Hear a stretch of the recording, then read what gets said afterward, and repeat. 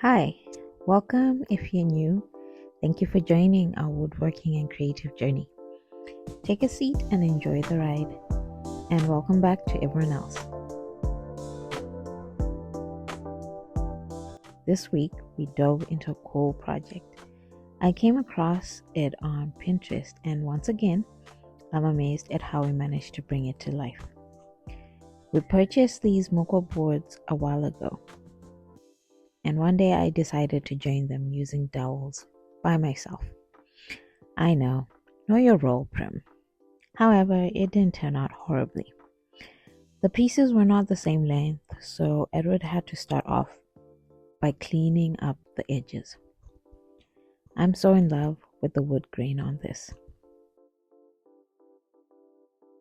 After that, Edward cut the leg pieces from this piece of 38 by 76 timber. The legs and the inspo did sit at an angle, so he made sure to calculate for that as well.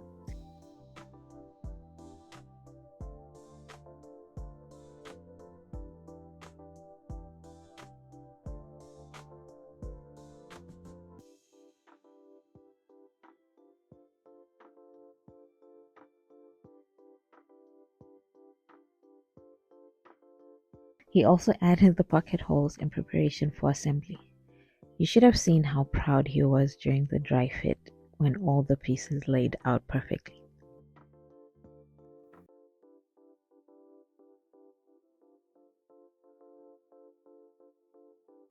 For assembly of the legs, Edward put some glue at the joints and then clamped them.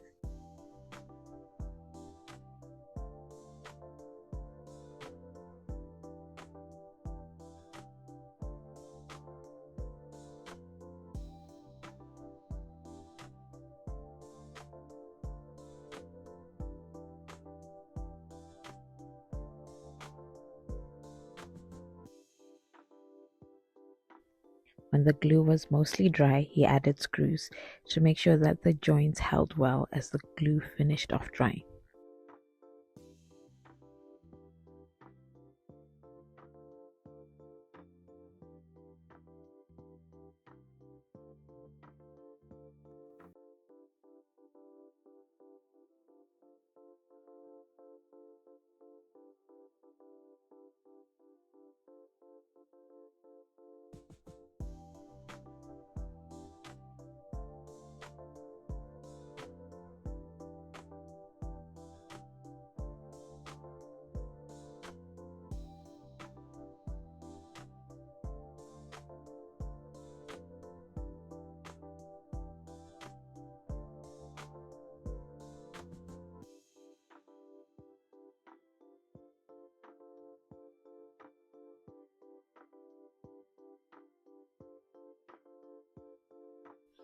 As I mentioned before, I was the one who joined the two moko boards together.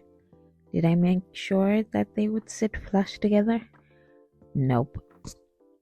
So one side of the boards touched and the other side left a large gap. During the sanding process of the mokwa and the legs, I began thinking about how to finish off the project. At first, I was sure I'd use the flush side as the top, but I couldn't get over how gorgeous the wood grain was on the other side, so I decided to use resin to close off the gap. After much thought and research, I settled on green and blue. I mixed and poured the resin off camera because a lot of the time I do things in a rush when I get a few minutes while our baby isn't attached to me.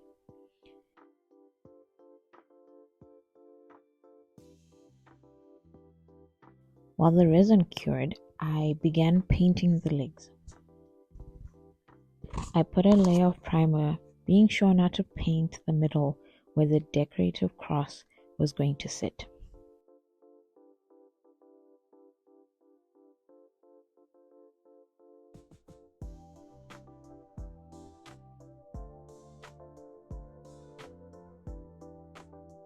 Edward then went in measuring and calculating the pieces for the cross. He made sure the pieces would fit well in the right positions.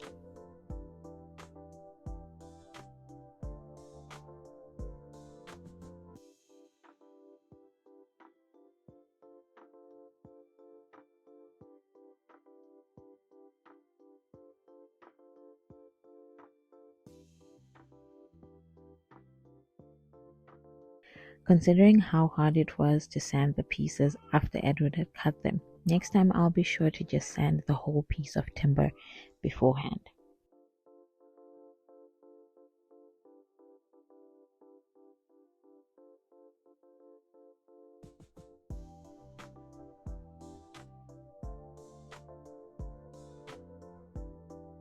I noticed a lot of people were looking for the plans for this project and other projects on Pinterest. Would you be interested in us creating plans you can use to create some of these projects that we try with our own process and thoughts? Please let us know in the comments, because we'd be happy to provide that only if there's a need, because that would be a huge undertaking. Next morning, we got to work. I painted the legs black, and this is how they came out. On the other hand, since I wing everything, I didn't pour enough resin, so after it cured, there was a slight dip in the middle. Nothing a little sanding couldn't hide. I added a stain on the mocha top. The stain I used is Antique Oak by Nova.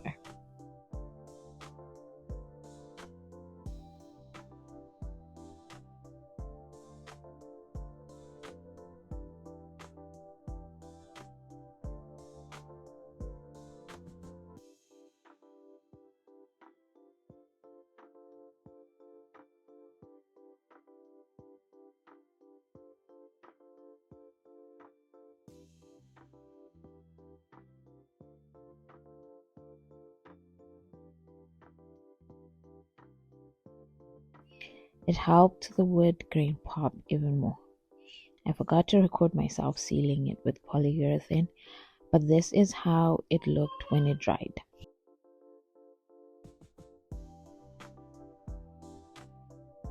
When the top was dry, it was time to flip it upside down and add on the legs. Edward did that in the middle of the night. In the morning, I finished off painting the legs black, being careful to protect the stained part of the decorative cross. I also made sure to stain and seal the underside.